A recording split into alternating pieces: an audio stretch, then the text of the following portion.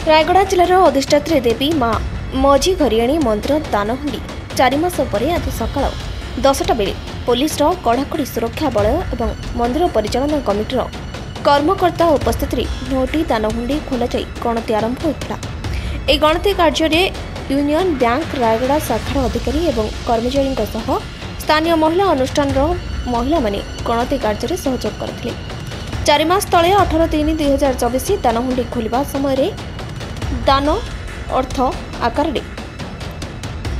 89,72,235 टंका 60 ग्राम सुना 2 केजी 30 ग्राम रूपा सह 60टी विदेशी नोट बाहर था।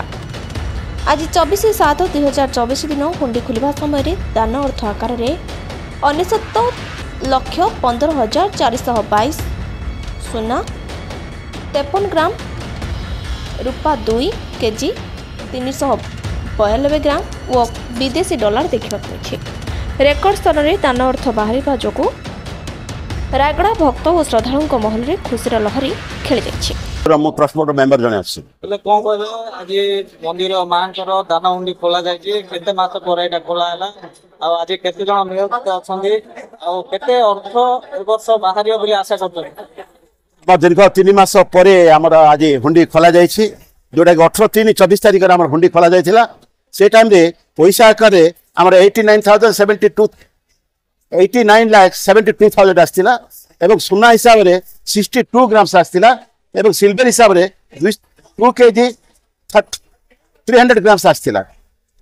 आम फॉरेन करेन्सी डिफेन्स कंट्री भक्त मैंने आसिक दान कर आम भावुँ आशा करूँ एथर अधिक भाज बोली आम आशा करूँ।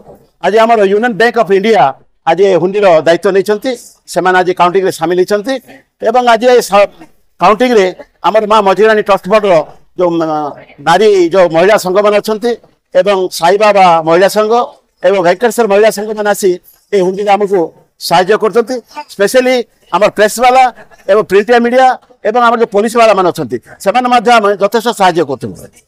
Bureau report PS news Bharat.